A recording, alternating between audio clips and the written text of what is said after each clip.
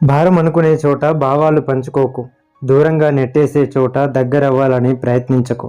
చులకనగా చూస్తారు. బరువును మోయడానికి కూలీకి మనిషి దొరుకుతాడేమో కానీ నీ బాధను మోయడానికి ఎవరూ దొరకరు.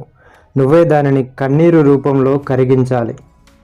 దారులు బాగుంటే గమ్యం విలువ తెలియదు. ఎలాంటి దారినైనా మంచిగా నీకు సులువుగా మలుచుకుంటేనే గమ్యం విలువ తెలుస్తుంది. నిరూపించలేనిదంతా అబద్ధం కాదు, నిరూపించింది అంతా నిజం కాదు. మనిషికి హక్కు ఉండాలి, మనసుకి హద్దు తెలియాలి. రాసి లేని అదృష్టం కోసం ఎదురు చూడడం కూడా పిచ్చితనమే. కోపాన్ని కూడా ఎప్పుడూ ఉప్పులా వాడాలి. తక్కువైతే మర్యాద ఉండదు, ఎక్కువైతే విలువ ఉండదు. మనిషికి ప్రశాంతత దొరికేది పాడెక్కిన తర్వాతే. అప్పుడు ఏ బాధ ఉండదు కదా. గతానికి ప్రస్తుతానికి మధ్య చిన్న మార్పు ఉంటుంది. ప్రస్తుతానికి భవిష్యత్తుకి మధ్య చిన్న మలుపు ఉంటుంది. మొదటి మార్పులో జీవితం గురించి తెలుస్తుంది. తరువాతి మలుపుతో జీవితం సాగుతుంది. ప్రపంచాన్ని జయించాలంటే మొత్తం ప్రపంచాన్ని చుట్టి రావాల్సిన పని లేదు. ఒక మంచి ఆలోచనను ముందుకు తీసుకెళ్ళు చాలు. జీవితంలో ఒక్కసారైనా ఓడిపో, ఒక్కసారైనా మోసపో. జీవితం ఎలా జీవించాలో నేర్పుతుంది. మనసు విరిగిపోయిన తర్వాత మౌనానికి తప్ప మాటలకు స్థానం లేదు. బాధ మనసును మాత్రమే కాదు, మనిషిని కూడా మార్చేస్తుంది.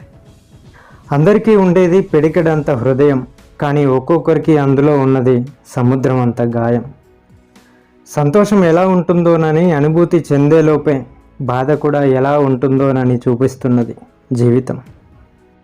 ఎదుటి వ్యక్తి కోరుకునేది అక్కున చేర్చుకోవాలనే కానీ అర్థం చేసుకోవాలని కాదు.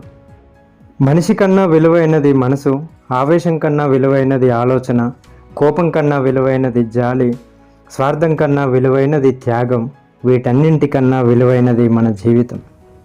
కఠినమైన మాటలు మనసును గాయపరుస్తాయి, సున్నితమైన మాటలు మనసుకు ఊరటనిస్తాయి. మన మాటలు ఎలా ఉండాలో నిర్ణయం మనదే. మనుషులు ఎల్లప్పుడూ తాత్కాలికం, వాళ్ళ జ్ఞాపకాలు మాత్రం శాశ్వతంగా ఉంటాయి. ఇది సరదాలతో కాలక్షేపం చేసే కాలం కాదు. ఏది కావాలన్నా అది చేసి అనుకున్నది సాధించే సమయం. మనకు కావాల్సింది ఎంత త్వరగా అందితే అంత త్వరగా మన నుండి దూరం అవుతుంది. అందరికీ నీ విలువ తెలియాల్సిన అవసరం లేదు. నువ్వు కావాలి అనుకున్న వారికి నువ్వేంటో తెలిస్తే చాలు. మరణం కంటే పెద్ద శిక్ష ఏంటో తెలుసా? మనసు చంపుకొని బ్రతకడం. పరీక్షలకి చదివితే మార్కులు వస్తాయి, అదే పరిస్థితులను చదివితే మార్పులు వస్తాయి.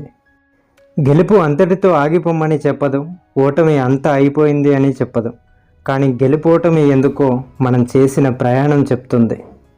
మనం సంతోషంగా ఉండాలి అని అనుకుంటే దానికి ఈ రెండూ పాటించు. ఒకరి గురించి మాట్లాడకుండా, ఒకరి గురించి ఆలోచించకుండా ఉంటే చాలు. చేతిలో రూపాయి లేకుండా నడి రోడ్డు మీద నిలబడిన రోజు నిన్ను నువ్వే నమ్ముకోవాల్సి వస్తుంది. అసలైన జీవితం ఆ రోజు మొదలవుతుంది.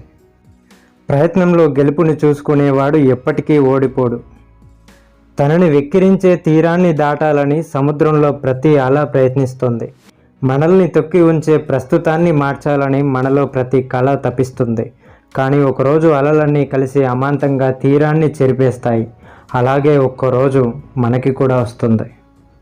బెదిరించే పరిస్థితుల్ని ఎదిరించి ప్రయత్నిస్తే అవకాశాల వెంట పడక్కర్లేదు, అవకాశాలే మన వెంట పడతాయి. మనకి విలువ ఉన్న చోట వదలకూడదు, మనకి విలువ లేని చోట ఉండకూడదు.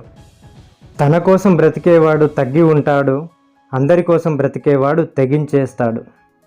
యుద్ధం చేసేవాడు తలపడి గెలవగలడు, అంతేకాని యుద్ధాన్ని మోసేవాడు తగ్గి గెలిపించగలడు.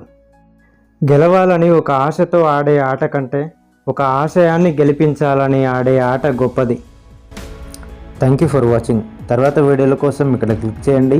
మరిన్ని వీడియోల కోసం నా ఛానల్ సబ్స్క్రైబ్ చేసుకొని లైక్ చేయండి, షేర్ చేయండి, కామెంట్ చేయండి. Thank you.